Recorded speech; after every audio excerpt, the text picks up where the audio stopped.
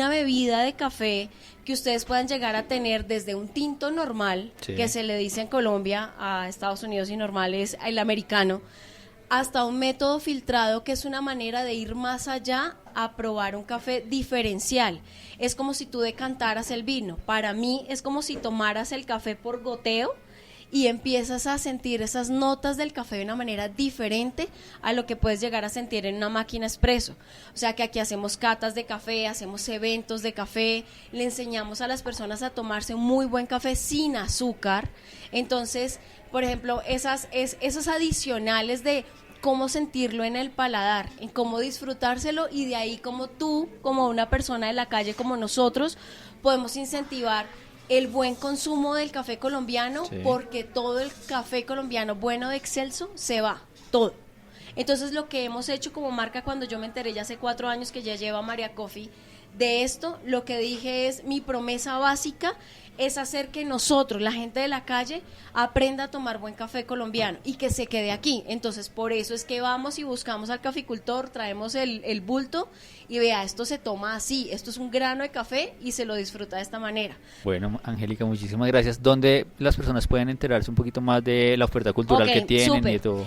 Nosotros estamos en redes sociales, Sí. tanto Twitter, Facebook, Instagram, como @mariacoffeecall, ese María Coffee con doble F y con doble E. Y pues nada mejor que tomarnos un buen café entre amigos, ¿no? Como lo estamos haciendo ahorita, que es lo más rico. Y de eso se trata también nuestro club, Me Provoca un Libro. Entonces, Angélica, muchísimas gracias nuevamente por aceptarnos, No, por esto es recibirnos por acá, estar acá. por permitirnos desacomodar un poquito el lugar No, para esto es de acomodarnos a hacer ustedes. esta grabación. Esto es de ustedes. Y bueno, espero que próximamente también podamos hacer nuevas sesiones y sigamos en contacto. Con mucho cariño, de verdad. Me da mucha alegría tenerlos acá y que se generen estos espacios y que incentiven estos espacios que ustedes están haciendo. De verdad, gracias. Lo más provocativo. Bueno, entonces vamos a arrancar nuestra discusión ahora sí, pero pues para dar el contexto a los oyentes, Cristina nos va a leer el primer párrafo de Un hombre bueno es difícil de encontrar, de Flannery O'Connor. La abuela no quería ir a Florida. Lo que quería era visitar a algunos de sus conocidos en el este de Tennessee y no perdía oportunidad para intentar que Bailey cambiase de opinión. Bailey era el hijo con quien vivía, el único varón que había tenido. Estaba sentado en el borde de la silla, a la mesa, reclinado sobre la sección deportiva del Journal. «Mira esto, Bailey», dijo ella. «Mira esto, léelo».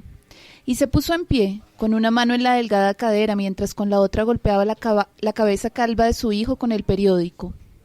Aquí, ese tipo de que se hace llamar el desequilibrado se ha escapado de la penitenciaría federal y se dirige a la Florida. Lee aquí lo que le hizo a esa gente, léelo. Yo no llevaría a mis hijos a ninguna parte con un criminal de esta calaña suelto por ahí. No podría callar mi conciencia si lo hiciera. Bueno, ahí yo quisiera aclarar que cuando leemos el que ha pasado y que ha llegado y en realidad como está escrito es sin la D, ¿no? Como pasado, llegado, y eso es algo que mencionaba ahorita José, porque a mí me parece importante ahí desde el principio empezamos a ver un tema de un acento, que en mi caso, por ejemplo, no supe cómo empezar a leerlo y que me lo imaginé como en esos, como con las tiras cómicas o en los dibujos animados cuando hablan como el acento campirano, que es como yo lo entiendo, que es como el acento sí, pues del sur, como más bien con la frontera mexicana, ¿cierto? Como ¿Nos un puedes contexto dar una distinto. versión en español de cómo sería eso, por Pero favor? para- si encuentro el pedacito porque ahora se me perdió. Digamos. Es el acento que usa Cleto en Los Simpson, por ejemplo. Párate ahí, vato. Queremos hablar con ustedes. Queremos 300 pretzels. ¿Ves? Un poco de tenacidad y paciencia es todo. Son $300. Nada de eso, señora. Tengo 300 cupones. Y ahí fue una referencia que a mí me pareció interesante porque me puso en ese contexto y me imagino entonces a los granjeros, a un desierto, como ese contexto del sur de Estados Unidos que desde el cine nos viene un poco así, ¿no? Pero bueno, Juliana tenía un comentario que se le había escapado antes de hacer la sección anterior, entonces pues si quieres arranquemos con eso la discusión de hoy. Sí, y es también retomando algo que nos decía José, y es como Flannery O'Connor está dentro de todo este movimiento literario del realismo americano que ha tenido otros apellidos, ¿no? Entonces realismo crudo, pero ella está inscrita en un momento muy específico y es el realismo cristiano. que más allá de la literatura trascendió sobre todo a la política y que fue muy fuerte durante la Guerra Fría, tanto para la política interna como externa de Estados Unidos. Y es una ideología conservadora, pero en la cual lo social tiene también, digamos, ciertos toques importantes, y me llama mucho la atención que cuando entro a buscar un poquito más, veo que figuras que han sido influenciadas por el realismo cristiano incluyen a Martin Luther King y a Barack Obama. Y tiene que ver con la humanidad nace sin pecado, hay esperanza para la humanidad, pero hay que perfeccionarse permanentemente para llegar, digamos, eso en lo individual, pero luego pues ya tuvo lo que les decía, efectos sociales y sobre todo efectos políticos, siendo muy conservador, no es necesariamente pues una política progresista tampoco, pero me parece muy interesante porque pues nunca yo relacionaría, o pues aquí que hablamos de realismo mágico todo el tiempo, Realismo sucio. el realismo sucio, que llevamos 5 programas hablando de realismo sucio, bueno, aquí es realismo cristiano. Eso me Bueno, pareció bien interesante. Bueno, Carol, vamos a ver.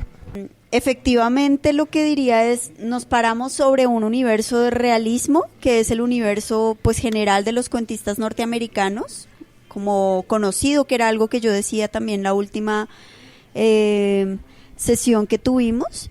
Pero lo interesante de esto es que si bien hay unos matices, digamos, hacia la crudeza y hacia mostrar la vida cotidiana de ciertos personajes, esos matices se enriquecen con la diversidad de temas que son coyunturales para el mundo pues gringo. Y en esto, por supuesto, el conservadurismo y esta pues el cristianismo también, o la fe y la religiosidad no podía quedar por fuera, porque sin duda es uno de los temas que ha marcado también la literatura. Entonces, escuchando ahorita a Juliana, pensaba en un autor afro que digamos empezó a ser conocido porque escribe libros hablando de su padre, que es un sacerdote, siendo él gay, y las rupturas que eso genera. ¿Qué es quién?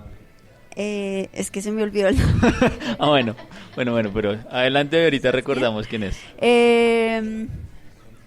Entonces, pues me parece muy interesante que cerremos este programita como abriendo una nueva ruta dentro del pero realismo. ¿cuál programita? Este programa, este podcast, por favor. Cerremos este ciclo de lecturas, el programón.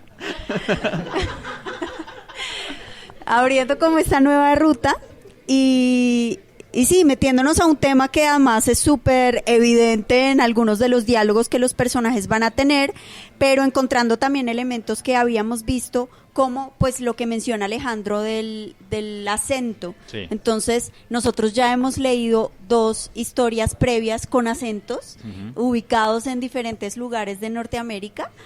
Y me parece pues que es un tema clave porque definitivamente hay nichos, hay grupales que tienen costumbres, que tienen cosas que son muy muy particulares, pero en todas pues siempre encontramos una conexión un poco criminal, que es lo que pasa acá. Sí, pero una pregunta aquí. ¿Cuáles otros 2? Porque este es clarísimo el acento, porque además está escrito con, o sea, no hay forma de escaparse de leerlo o de intentar leerlo con el acento, pero en los anteriores, ¿cuáles otros tenían eso marcado? El cuento del que hablábamos la vez pasada, teníamos a la madre hablando de una manera bien extraña. 10 de diciembre de Sanders. El esposo con el que estaba hablaba también de una forma muy particular, y cuando leíamos a Lucía Berlín había un personaje que entraba a una lavandería. Ok, sí, que era como indígena, ¿no? Exacto, Sí, claro. Entonces pues yo creo que es un tema, digamos, para ver también cómo se construyen las historias, o sea, cómo hablan los personajes es algo clave que hay que, pues, que estamos invitados a ver cuando leemos los cuentos, no quedarnos solo en la capa de la historia, sino pensar en cómo se articula ese lenguaje. Chévere. Eso me parece muy chévere. Bien, entonces ahora sí, el vato, José va a decir algo. Es que no puedo sacarme de la cabeza Cleto. Entonces, como ellos no hablan de compañeros, sino vatos, entonces vamos, vato. Okay. No, pues que yo lo conectaría también con, pues está como el trabajo estilístico para representar de alguna forma cómo se habla cotidianamente en una región y también las figuras regionales. Entonces uno ve algo pintoresco. Sí, como no solo lo grotesco, sino el concepto de lo pintoresco, y uno lo ve desde el principio en el personaje pues todos los personajes tienen algo pintoresco, pero la mamá en especial, la mamá también tiene una forma particular de hablar, pero tiene digamos, un modo de actuar con el mundo, con el hijo, con la nuera, pues que es momento, muy pero cercana. la mamá, que es la abuela de la historia, Que ¿no? es la abuela de la historia, Para entenderlo ella un poco. es la Que además es un protagonista de la personaje, historia, es un finalmente. personaje clave también para entender esto del realismo, ¿cómo era? Cristiano, pues Sí, porque es la exacto. persona que habla de la fe, habla de Dios y demás, y ese personaje es clave ahí. Pero uno ve, digamos, los personajes que aparecen, algunos no solo hablan como de una forma particular, sino también son como pintorescos. Que Sí. incluso los dueños de la cafetería en la que paran en un momento, este señor gordo, que es también una figura que uno casi que se puede imaginar fácilmente porque Sí. como que aparece en el cine, en la televisión, que es el gordo norteamericano que es cocinero, ¿sí? Y ahí está. Entonces ese trabajo como que son personas que uno pues, te puede encontrar, pero es como la mirada también, es una mirada en lo pintoresco, quiero mostrar eso, y que tiene un efecto de alguna forma grácil, medio cómico, Sí. de alguna forma remite a eso sin ser cuentos necesariamente cómicos, pero es un gusto por esa localidad, esos personajes que aparecen. Eso, conectándolo. Carol. Ya recordé cómo se llama el autor. Ah, ok, sí. Entonces, James Baldwin Sí. es un autor que, bueno, yo no lo tenía tan claro, pero también habla del sur norteamericano. Ya les he dicho un poco lo que él va a empezar a hacer con su literatura es reivindicar pues el mundo gay. Y la novela que recomendaría un poco por asociarla es Ve y dilo en la montaña.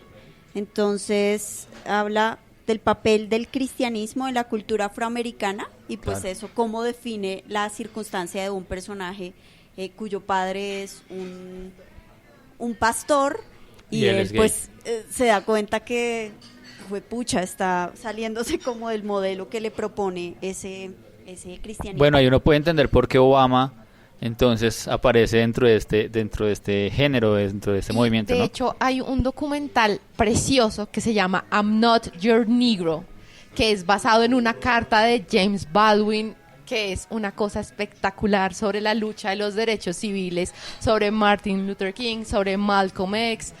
Es una cosa impresionante y súper bonita, y uno ve mucho de lo que inspiró a Obama en ese documental. Yo no sabía que había, pero sí, tiene que haber una conexión definitivamente. Bueno, entonces vamos a darle paso ahorita a Cristina, pero ojo que nos estamos desviando un poco de la historia, ¿no? Entonces sí quiero que retomemos un poquito la historia para darle un contexto más cercano a los oyentes y a partir de eso empezamos a identificar esos elementos, ¿les parece? Entonces, Cris.